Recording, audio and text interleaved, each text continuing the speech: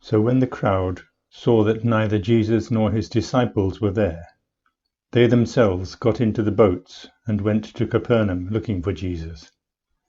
When they found him on the other side of the sea, they said to him, "Rabbi, when did you come here?" Jesus answered them, "Very truly I tell you, you are looking for me, not because you saw signs, but because you ate your fill of the loaves. Do not work for the food that perishes, but for the food that endures for eternal life, which the Son of Man will give you. For it is on him that God the Father has set his seal." Then they said to him, "What must we do to perform the works of God?" Jesus answered them, "This is the work of God, that you believe in him whom he has sent." So they said to him, "What sign are you going to give us then, so that we may see it and believe you? What work are you performing? Our ancestors ate the manna in the wilderness, as it is written, 'He gave them bread from heaven to eat.'"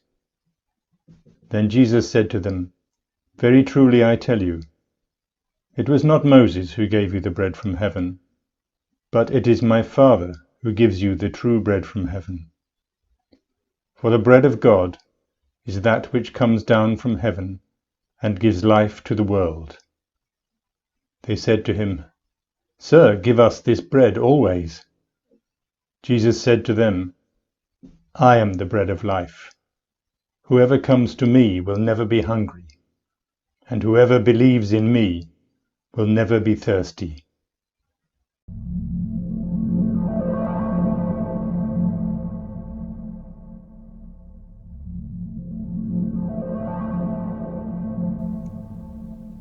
Have you ever sat watching TV and mindlessly munched your way through a pack of biscuits, a bag of crisps, a bar of chocolate? You're so distracted by the program that you barely notice the flavors or textures. Maybe you even go for another mouthful and find yourself surprised that it's all gone. Have you ever stood in a shop or searched online and found yourself bewildered by the sheer choice available? Overwhelmed by the tiny differences between products, in the end you give up and just plump for whatever's easiest or closest to hand. Or maybe you've rushed from one task to another, caught up with the demands of the next thing and the thing after that, resenting interruptions, knowing what you're doing is below par, but pleasure, work, choice, these are all good things. There's nothing inherently wrong with zoning out, being busy, or even with making an unresearched purchase.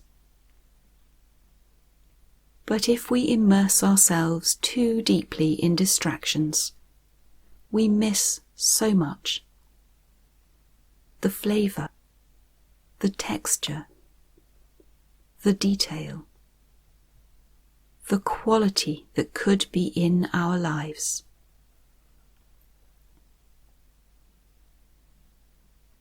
What do you really need in your life?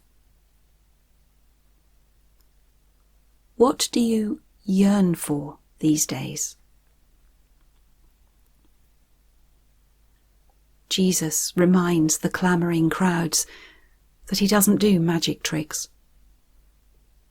He can't and won't conjure up picnics just to keep them happy.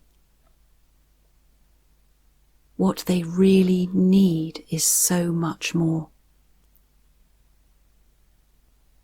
Beneath the distraction and bewilderment, below the busyness, there are deep longings that we carry. Meaning, purpose, freedom, connection, joy, peace, love. What do you need?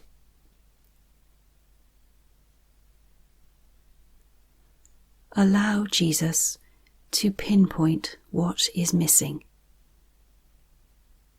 and show you how to find it.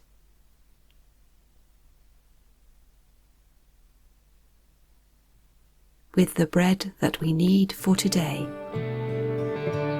feed us.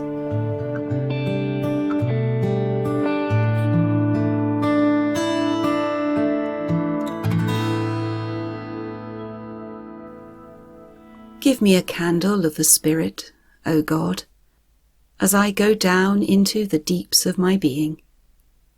Show me the hidden things, the creatures of my dreams, the storehouse of forgotten memories and hurts.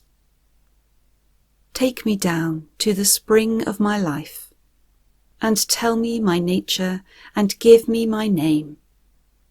Give me freedom to grow, so that I may become that self, the seed of which you planted in me at my making.